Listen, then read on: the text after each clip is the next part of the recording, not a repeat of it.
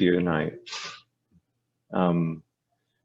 This is a really treasured conversation with a treasured group of people, so I'm really grateful to be a part of you, and a part of, you know, my circles tend to run in people that care a lot about the earth, that don't necessarily know God, and people who are Christians who don't necessarily connect that to the care of creation. And so it's really rich. It's a rich, important, and long overdue connection to, and it's not very long lost either. I mean, of course, almost every community that's ever heard the word of the gospel has been an agrarian community. It was born out of an agrarian community and spoken back into those communities and treasured and preserved by those communities. And it's only very recently that the sort of practical connection between the earth and the gospel has been lost. So to rediscover it is a primary source of connection and joy. So it's really easy work on one hand. Of course, it's really hard to talk about environmental issues in the church, but it's really easy to connect people with a love of, you know, what Francis would call their brothers and sisters, the other kind, the, you know, the forests and the rivers and the beautiful things that we are a part of. It's just a homecoming. And it's natural as inviting people back into their own home, which is what, you know, ecology is. It's the logic of our home. It's the way we come back to our very home, that we never can leave, but can be alienated from in certain ways, spiritually and ideologically. So it's very rich to be a part of you and a part of this conversation. And one of the really unifying parts of my story that God interwove was that, you know, I came to this conversation both through a lot of upbringing, but also more consciously through farming. And, you know, as Michael Pollan has said, like, eaters are not a special interest group. We share the table. And as we share the table, we share the care of the earth, because eating is an ecological act and ecology is an agricultural act. And so, you know, you think of people who are very ideologically different, farmers and environmental activists or something, they all eat and they all care for the earth in their different ways. And so I think that the things that divide us in the ways that we have been divided have been more convenient for those who benefit from that division than they have been a deep reality of division, right? It's a manufactured division that serves powerful interests, but it's not very strong if we pierce it with something as simple as the Eucharist, a table and a meal that we can all gather around, and to see the Eucharist as something that's larger, something that's cosmic, you know, as Carlos Williams says, like, there is nothing to eat, seek it where you will, but the body and blood of the Lord. It is all part of creation. So, I made a few videos just introducing the farm and kind of showing people around. And I don't know, Britt, if you want to make an attempt at casting that, or if we're all just going to like tap on something and hope to get it. But you may be muted. We could make, well, I think we're probably better off just like, you know, synchronizing our watches and watching it on our own browsers. So how do people do that? Is everybody going to be able to? Well, I'm just thinking, like, if you click on the link and it comes. You froze. Second. Okay, can you hear me? Yep, got it. Sorry, I was trying to get out of my YouTube video. Yeah, why don't we pause for questions? The next video is a little dark, might not be watchable all the way through. And really a lot of the things that I was gonna say, I said in the first two. And in fact, I think what I'll do is take another video tomorrow of the greenhouse area where it'll be more visible, and I'll post that. Awesome. By the way, I'm eating some Trader Joe's cheese and blueberries from the pre-dumpster feast that I'm having tonight. So if you see me chewing, it's justice food I'm eating here.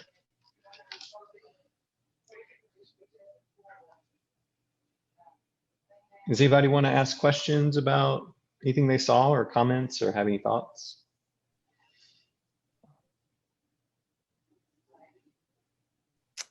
I'll go first. It seems like you have a lot of things going on there. I'm curious what you feel like at the moment, what you feel like the farm is doing most effectively, and what you feel like the farm is not currently doing very effectively. Like, what are your, kind of your bread and butter, and then maybe the thing that's not going so great at the moment. Yeah. Well, I'm kind of you wouldn't know it by my work, but I'm a perfectionist. So I see a lot of wrong. I'm like, oh, that needs fixed, and that needs tuned up, and that needs, so I tend to see problems where other people, when they visit, they're like, oh, there's like interesting things going on. I'm like, oh, there's a lot of work going on. And so what are we doing well? So I think we're doing a good job of, I always say the thing we grow the most is farmers. I think we see a lot of young people taking what we're doing and going out and doing great things with it. So we're a good place to get started. We're not great at any one thing that we do. We simply make the introduction between people and all these different, what we call hold-ons, which is a Buckminster Fuller term, which is kind of like an organ within a body. So an organ is itself a bunch of things that are connected for a single purpose. So like the chickens are kind of a hold-on, right? And the goats are a little hold-on. And their herd, they're a little tiny ecosystem within a larger ecosystem, within a lot embedded fractals of cooperative critters. So the pigs are doing great, chickens are doing pretty well. The goats are fine. The goats are just the goats. We don't eat them. They just hang out and look cool and eat and enjoy life. The bees are not going well right now. I lost a lot of bees this year, and that is par for modern beekeeping. Tennessee, we're losing about 70% of our bees. 70% of hives are collapsing right now every year. And this year I lost 100% of my hives. Oh. So that they're facing colony collapse disorder. All of them are bearing the same, marks. You get into a hive and it's fine, and then you get in a week or two later and it's collapsing or just totally gone. Several of them have absconded. So, they'll regularly just swarm and fly off, and I'm happy for them. Hopefully they find a good home. Every hive that's discovered at Trevecca is my fault, but I try to explain. They fly from miles away. They're very, they're bees all over Nashville, and just because you see a bee doesn't mean it belongs to me. In fact, none of them belong to me. They don't know that. They don't think of me as their owner, and nor do I. So, but anyway, yeah, there were some heavy losses, and that was extremely discouraging. We're not doing a great job at selling food right now because we just haven't made the turn in a COVID world. We had different marketing options, and we're doing a sort of socially distanced market. But what we don't sell to just people that drive up after having placed orders, we sell to the cafeteria. So all the food that we grow gets sold and eaten within, feet to just like 3 miles or 5 miles of where it gets grown. And we're really grateful for that, because the average piece of food in America travels 1,400 miles from where it's grown to where it's eaten. And then half of that food gets thrown away. So we're shipping around something that's 80% water, which clouds can move around just fine. They're nobly designed to do so. And to places that can grow the things that are being shipped there themselves, right? And then we're just throwing it away. So it's where it becomes another climate problem, like becomes a methane problem, right? So it's like if you wanted to design a system to screw up the planet, you would put together something that looks pretty close to our modern agricultural system, right? From animal feedlot operations to the way we grow and dump and dispose of vegetables. So we're happy to see that local food's being grown and eaten. We don't grow a great volume of it. We're a teaching farm, but we have to be a production farm to some extent if we're going to teach people how to do it. So we try to do both. We're without a farm manager right now, so a lot of the things we're doing are kind of on maintenance level instead of like evolution. We're not going forward. We're just kind of in a holding pattern. But we've done a good job of, we've done a lot of work with bank stabilization and restoring native plants to our creek. We have cut many tons of privet and honeysuckle out of that system and eradicated a lot of weeds and replaced it with highly functional natives. And so we're happy about that too. So we kind of strayed into creek ecology, which we didn't go over in the video. Everything's doing pretty good.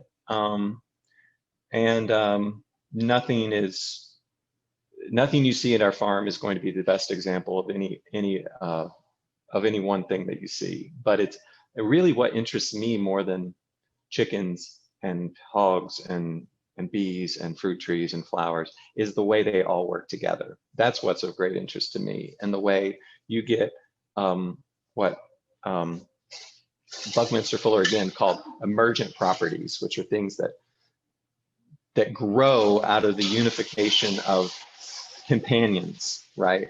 The way the sum is more than the whole is more than the sum of its parts, and in a well-designed system that's working together.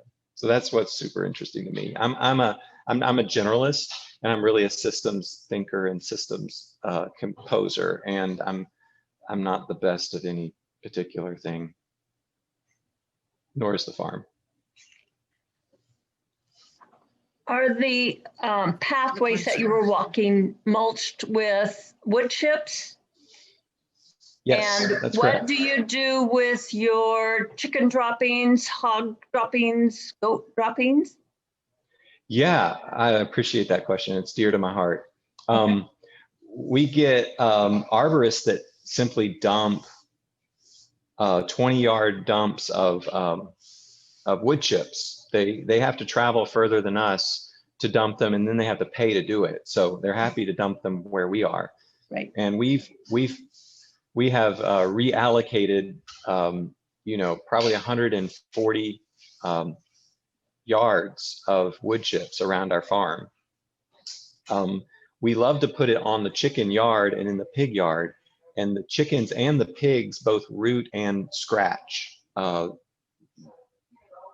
root respectively. And so the chickens are pooping into the wood chips and turning it. And if you know your compost pile, that's exactly what you do. You mix nitrogens with carbons and then you turn. Well, we used to put a lot of effort into building these elaborate systems of compost and turning them. Oh, I remember those days. We don't do that anymore. Okay. We let the chickens do what they love to do. Yeah. So that we can do what we can avoid doing what we don't love to do, Yes. what our backs don't love us to do. Yeah. So they, if I had thought I could have just stuck my hand into that deep litter system that we have, what we pile wood chips in and leave it, and they take care of the rest. You can pull up and just sift out beautiful, beautiful compost. And then we've got a batch, a rotary batch turner, which basically it's a cylinder that's mostly made of wire, 1/4-inch hardware cloth, and we throw it in one end, it travels along and goes out the other, and then everything that falls through that mesh is usable compost. And we take that and put it right to work in the greenhouse, or make a garden out of it, or do something like that with it. Yeah. So that's what we do. That's how we make use of their manures. And we you know, if we smell it, then we're smelling mismanagement. So we just add carbon. We add leaves, or we add mostly wood chips, and that neutralizes the smell, but you're also capturing all that nitrogen that would otherwise just be going straight up into the air, that would be volatilizing. Yeah. Thank you. I have a question. Are the blackberries invasive blackberries, or are they something that you planted? And if you have invasive blackberries, how do you manage them without just spraying them? Well, I've never met a blackberry I didn't like, but maybe you have some that I wouldn't like. Are these blackberries that have berries? Yeah, go ahead. Is this Amanda? Yes. Okay. Yeah, she's looking at the same blackberries that plague my life. I have only one purpose in the morning, and that is to go eradicate blackberries. And I am a licensed herbicidist, but I hate to use the chemicals. And I have found that the only way to beat blackberries is to stay on it for 3 years from the root. So you can cut them back to the ground level, and then pray that they don't resurrect. But when they begin to resurrect, go at them with the shovel. And do that for 3 years, and you will have a place where you can plant apple trees, plum trees, fruit trees. I can show you my pictures. And to cap it all off, I've tried Roundup and even things that are stronger than, and they don't work. So mechanical means, persistence. So I would also say that you don't have a blackberry problem. You've got a goat deficiency. Yes.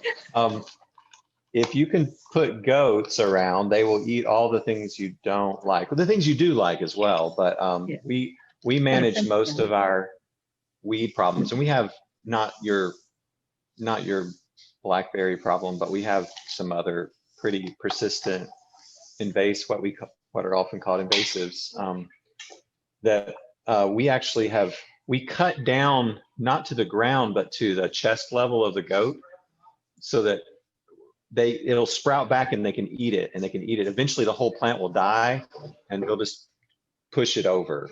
Its roots will be depleted. So with almost any invasive plant, the goats will eat it. The goats eat poison ivy, the goats eat privet, the goats eat honeysuckle, the goats eat,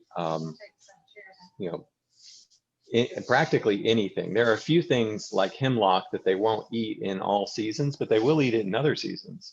And that's a big, obviously a poisonous plant. Yeah. Goats are the answer. There's more than a handful of cool hippie goat businesses out there now where people are renting out their goats. So, maybe in Oregon, that's more of a thing. Yeah. There's always a good goat side gig. Yeah. And the key to getting invasive species is just persistence, as you said.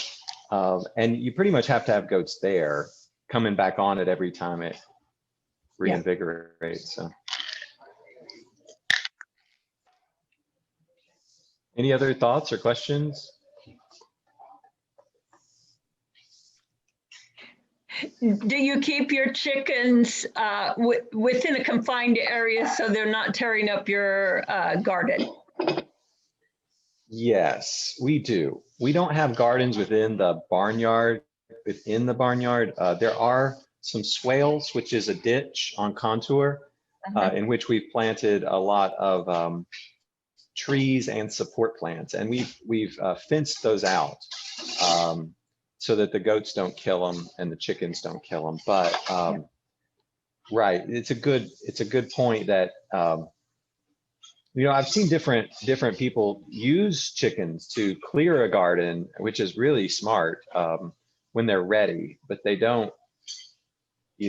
Chickens and gardens don't go well together unless they're very controlled.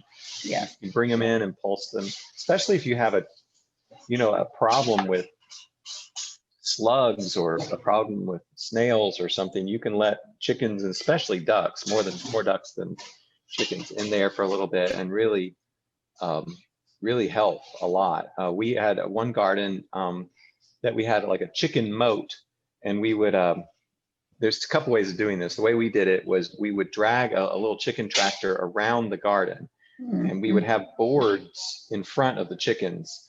And so we would flip the boards and pull the chicken tractor over the boards, and the snails and slugs would collect on those boards. And then the chickens the execution squad would come and just eat all of our problems away and turn them into eggs.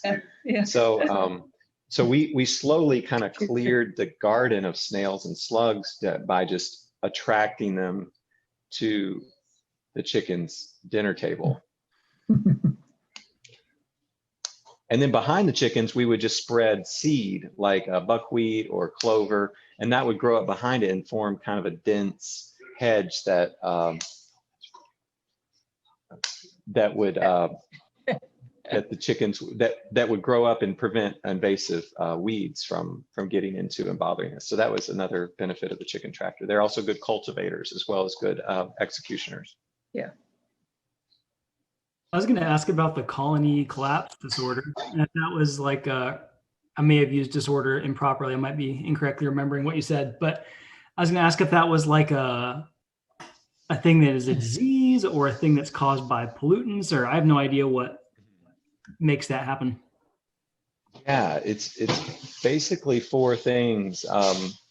It's destruction of habitat. So as fields are turned into malls, and as forests are turned into suburbs. Bye. Thank you. Have a great night. The bees and their native bees and domesticated bees lose their places to live and forage. Okay, bye. So there's that. There's problem one. There's different pesticides that bees will, especially Roundup that was mentioned, and a lot of different nicotinid family pesticides that cause bees to lose their sense of direction in the field, and they can't find their way back to the colony. The colony slowly bleeds bees until they collapse. And then often the problems that beekeepers are finding are that moths or beetles are coming in, and they mistake that for the problem, but it's actually lost enough population that they've been unable to defend themselves against other common problems. So like many problems that we have, they're not necessarily, the disease isn't the problem. It's a deflated, a sort of beleaguered, immune system response, which bees take care of by numbers and by propolis and other things.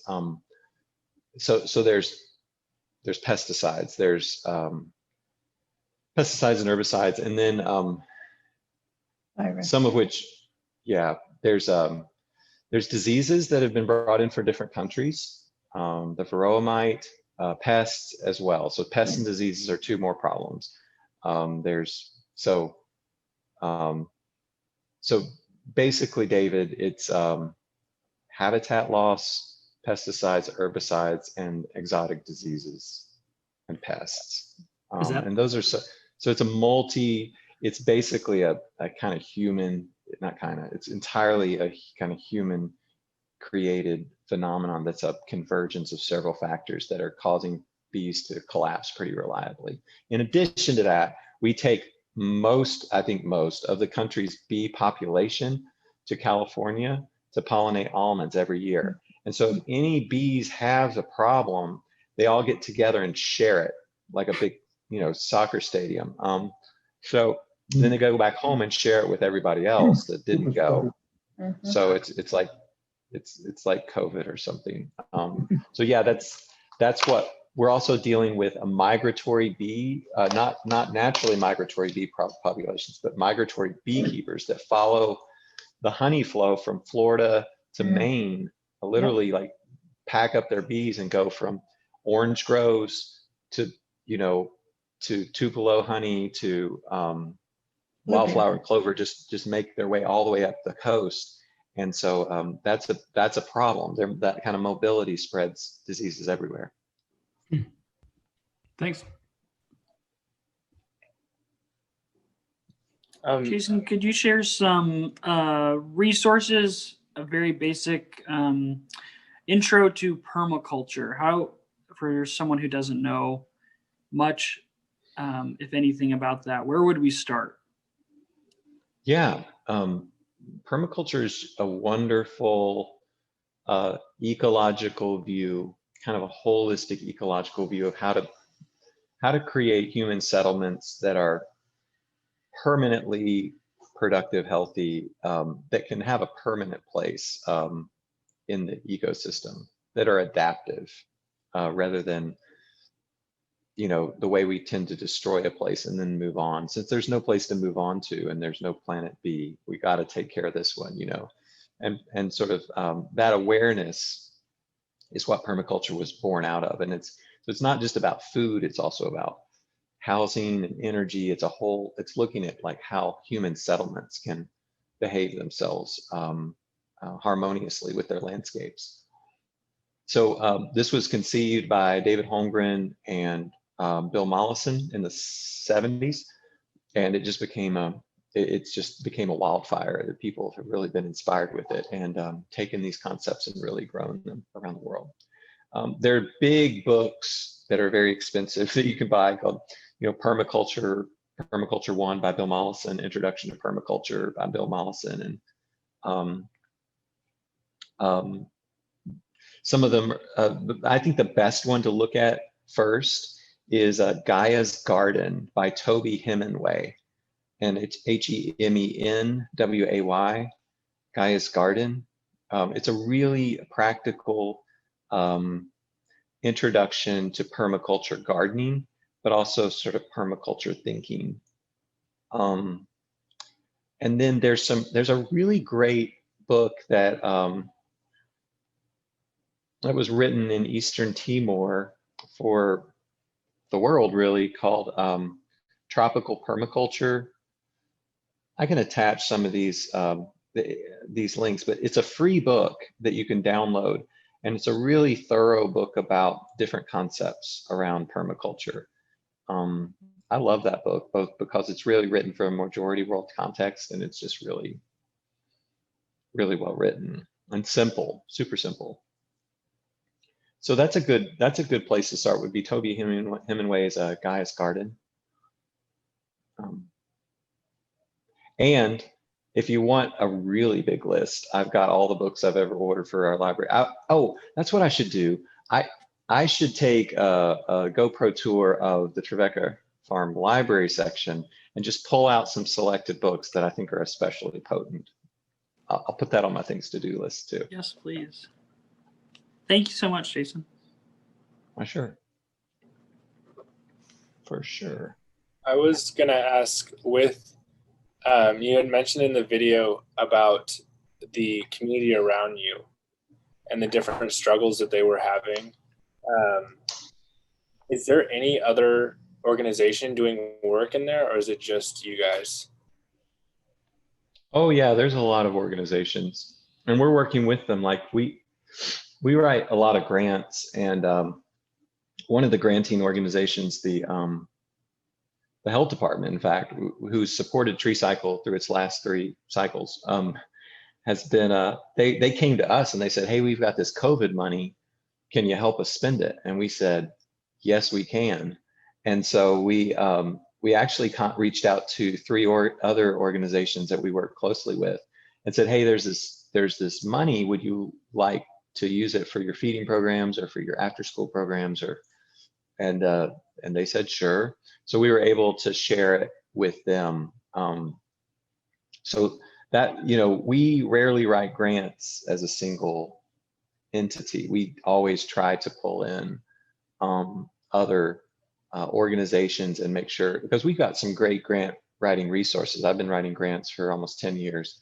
And then we have a really good grant director. And so we're good at getting and managing grants, whereas smaller organizations probably shouldn't be spending a lot of their energy doing that. So we love sharing some of that. And it's really, you know, they always say partnerships is what you're supposed to do. And when you start out, you're too busy for them. But goodness, like, it's so true. Like, it's the partnerships that really make it rich. So one in particular I'll mention is a group called Harvest Hands, which is integrated. The directors are integrated into Kaleo Church, where Caleb pastors with his wife, Emily, and I attend. Actually, yeah. And so they're a big part of what we do. They have an after school program, and we have connected with their youth to teach them how to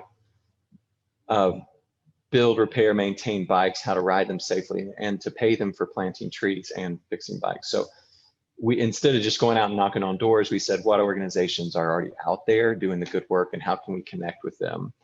And so we don't do a lot of direct services to the neighborhood. We connect through existing partners to enrich what they do. And they make us far richer than we would be if we were trying to duplicate services with them. Did you have any particular questions about like kinds of organizations or who we partner with?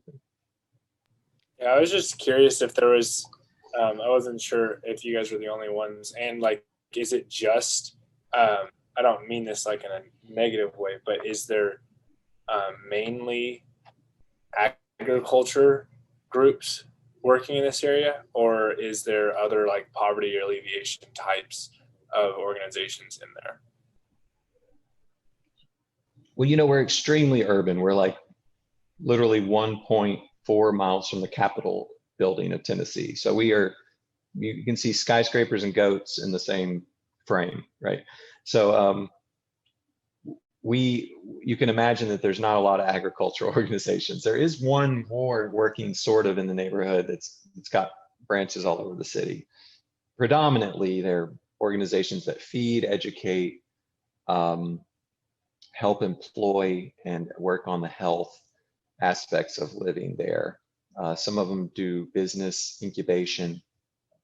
I have a close friend named Jonathan Nash, who's a pastor at a Presbyterian church. It's planted here in the neighborhood, and he's helped with business incubation. He delivers fresh food boxes to neighbors, and I work with him. He's one of the organizations we partnered with the COVID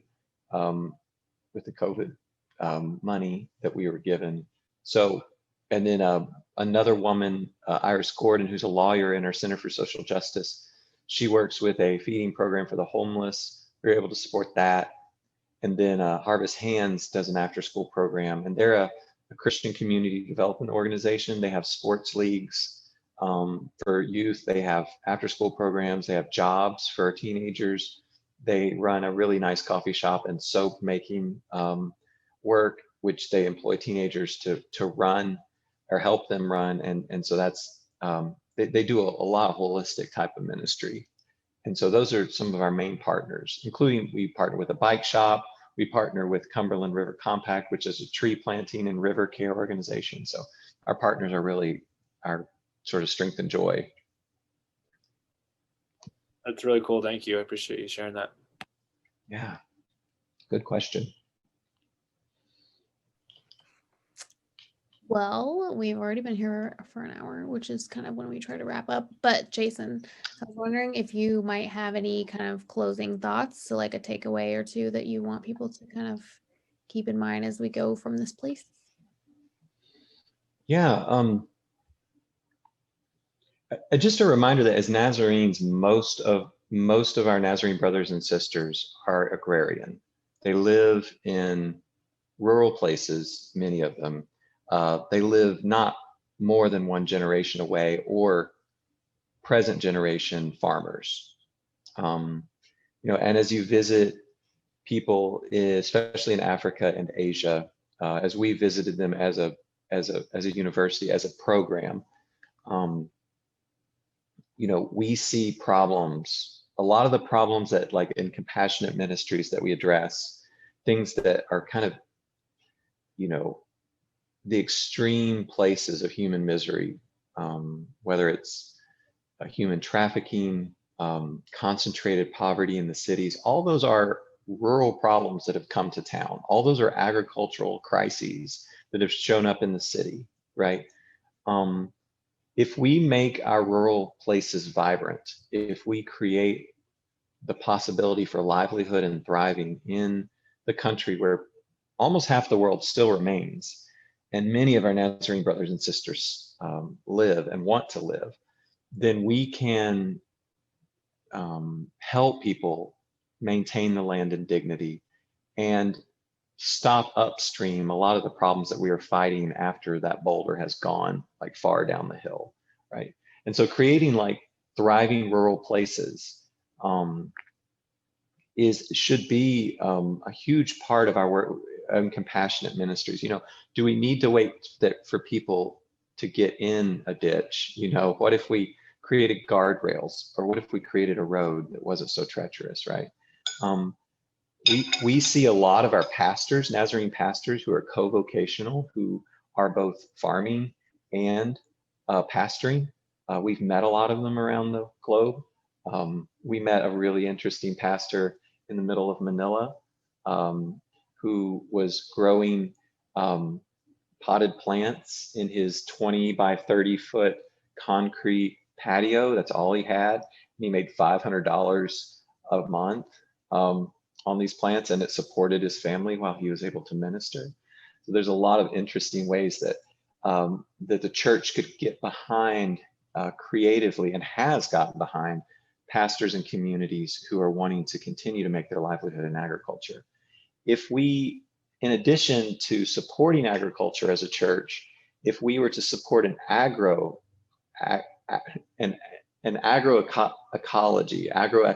way of growing, so it's both agriculture that is ecologically based, then we could start making greater impacts.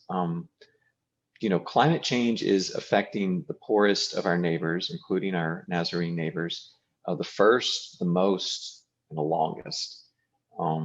And that is of like primary concern for Christians of this century. And so beginning to think as a church about the impact of climate change, as we have been doing here in this group, as we have been doing in a conference, and as many of us among us have been thinking, is really important to bring to the general consciousness of Nazarenes.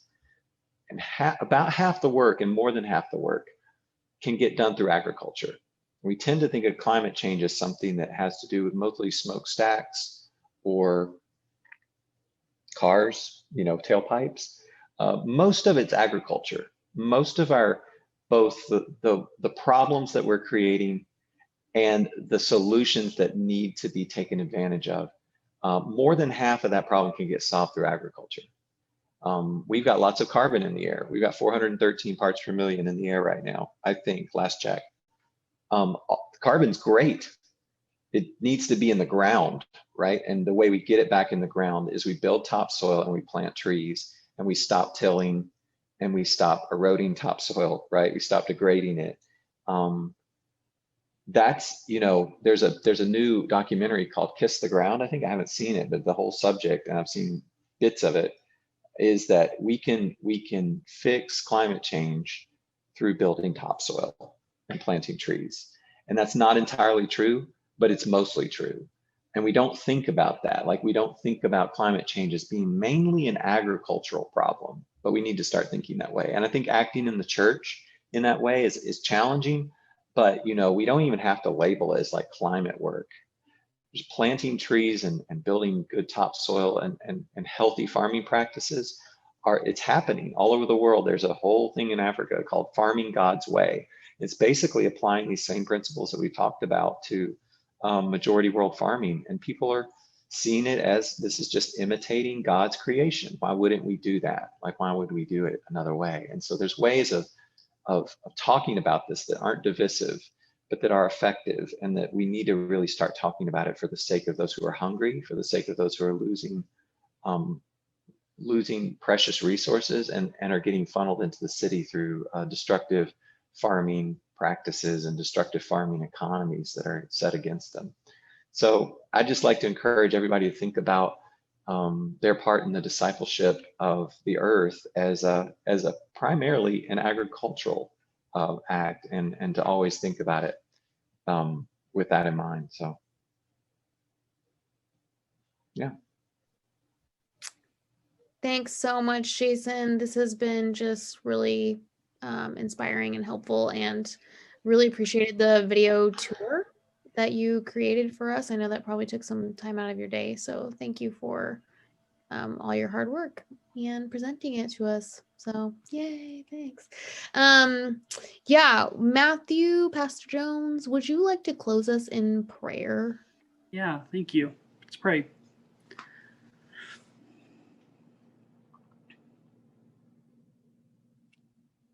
God, our creator, we thank you for Jason and for the work that he's doing. We thank you for his whole team and the students that are learning, the farmers that they are growing and sending out into your world that you love.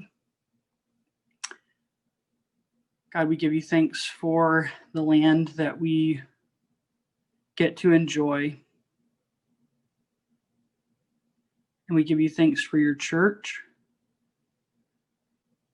And we ask that you would send us out to begin reconciling those two back to one another.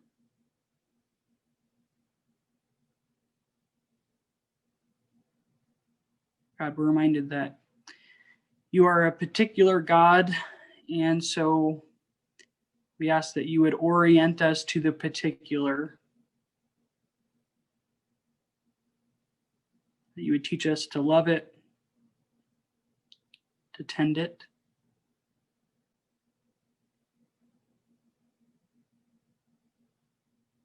Spirit of God, we give you thanks for the ways that you have built healing and justice into your world. We ask that you would help us to pay attention to it and to let it heal us. Thank you for your body and your blood that we encounter every day. We pray this in the name of Christ. Amen.